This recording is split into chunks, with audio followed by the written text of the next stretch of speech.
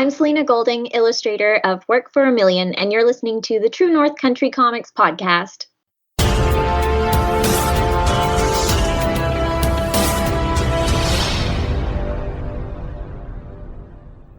Welcome to the True North Country Comics podcast, dedicated to promote Canadian comic book creators and supporters. I'm John Swinimer. If you want to drop me a line, you can contact me at john@truenorthcountrycomics.com. On this episode, I chat with Selena Goulding about Work for a Million. This podcast is available on Apple Podcasts and Google Podcasts. It's also available on the True North Country Comics channel on YouTube. I invite you to like and subscribe.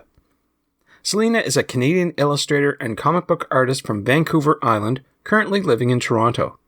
A graduate from the Sequential Arts program at Toronto's Max the Mutt Animation School, she's best known for work on young adult indie comics such as Cobble Hill, publishing with 215 Inc. Susanna Moody, Roughing It in the Bush was her first full-length graphic novel, based on a story by Carol Shields and published by Second Story Press in 2016. Her illustration work has been showcased in the Dark Horse anthology The Secret Loves of Geek Girls. Her most recent project is Work for a Million with writer Amanda Dybert. Work for a Million, from McClellan Stewart, is described as a tightly plotted and razor-sharp, hard-boiled detective noir, stunningly rendered against a 1970s urban backdrop. When Helen Carrermos, private detective, is hired by a beautiful recording artist who's just won $1 million lottery prize, her plan for a quiet life on the West Coast is quickly diverted. Vivid historical research into Toronto of the late 1970s and a dazzling cast of familiars and foes are brought to life on the page by Selena, in a mixture of full color and black and white illustrations. Selena will also collaborate with an animator for a documentary film about Eve Zaremba's main character, Helen Carrermos, and her groundbreaking work as a writer. And so, without further ado, here's my chat with Selena Goulding about Work for a Million and more. So, Selena Goulding, thank you very much for taking time to chat with me. Oh, absolutely. You're welcome. Glad to be here. Oh, I appreciate your time. What I normally do to start off the interview is ask the creator about their first comic book. So I'm wondering if you remember, what was the first comic book that you read? So I don't know if this really counts, but I had a friend who used to pick up the Archie's Digest, and that's what we would go over to her place and read. And sometimes we'd copy out the drawings, actually, I think for the fashion, though. So that was like the first comic that I really remember reading. And then I didn't actually really actively get into comics till much later. I found superhero comics were nearly impenetrable for someone who didn't have any friends who really read like those types of comics. So I shied away from them for most of my like high school years. And then I got into a lot of indie comics later on, which is what led me to becoming a comic book artist. Very cool. So that leads me to my next question of who or what inspires you to create today? That's a good question. Actually, a lot of my influence doesn't even really come from comics necessarily. I take a lot of inspiration from video games, of all things.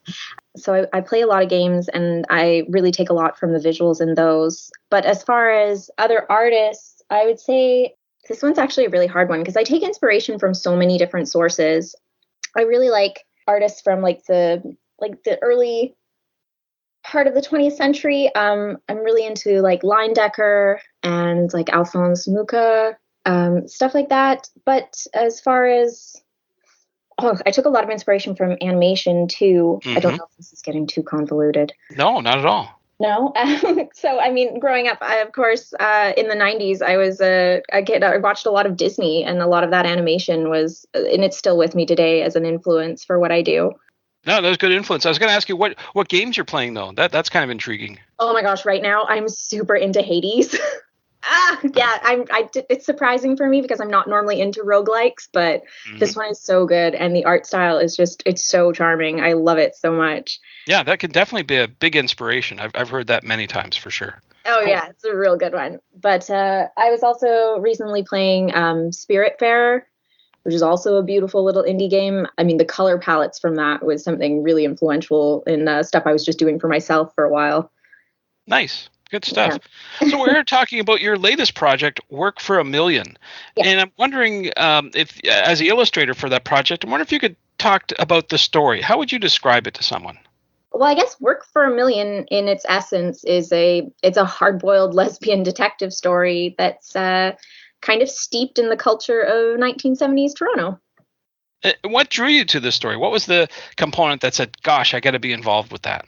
Well, my previous graphic novel was actually another like historical Canadian piece. It was Susanna Moody, Roughing It in the Bush, which I mean, very, very much distant past. Like that's like settlers in Canada, basically. Mm-hmm. But so just the idea of another historical Canadian comic appealed to me. But I was really drawn to just the LGBT aspect of it being a lesbian detective and Eve Zaremba's novel, which the graphic novel is based on. I mean, she was one of the first lesbian detectives in fiction, which I thought was really cool. That's quite unique, that's for sure. Yeah. Absolutely. Now, you worked with the writer Amanda Dibert on this, and I wonder if you could talk about the collaboration process. How did you two work together on this? So a lot of what Amanda did adapting the novel, she actually was working with Eve, and I didn't really see a lot of what they were doing together until I was given a script. And from there, it was kind of our project. Eve was kind of hands off once I was involved. She definitely looked at what we were doing, but I think she was actually having some health issues with cancer during that time. So a lot of what Amanda did and what I did, I don't know, we had an editor that helped. It was really well organized through the editor whose name was Steens. And they kind of coordinated between Amanda and I, where I would get the script in segments and I would just fire off some layouts. My layouts are pretty detailed because I go into a lot of research with the backgrounds and the historical accuracy, and I wanted it to be really clear what I intended. Right. So from my layout stage, they were very detailed, and usually everything they were just like, yeah, this is great, let's go forward. So the collaboration was actually it was already pretty streamlined before I got involved.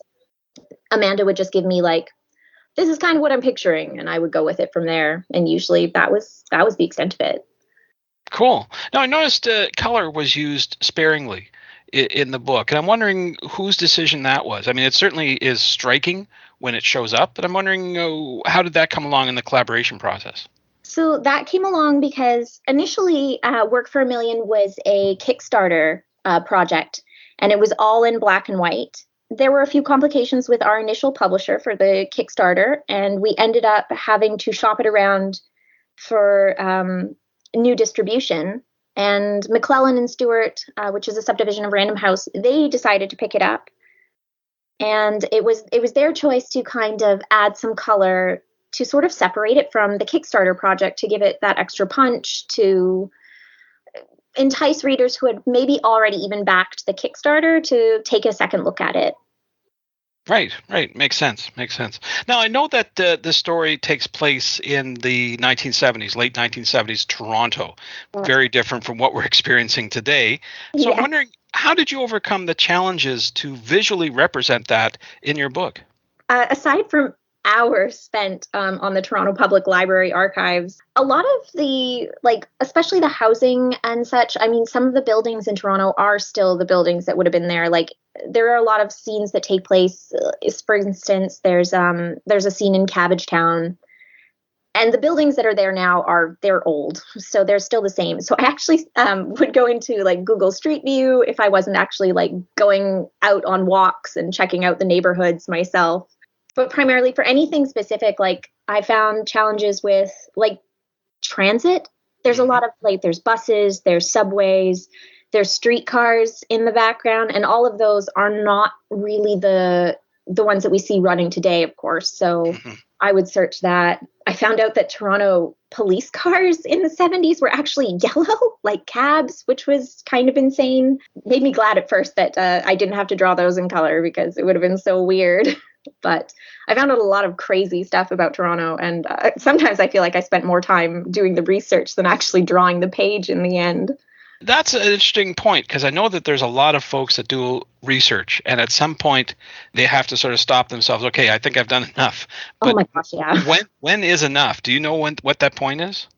Sometimes I get a little obsessive compulsive, and I don't know when that is. Generally, it would be, oh my God, my deadline's coming up. I Right. really need to draw this, rather than like looking up 100% accuracy. So some things are just, I would wing it from what I had seen.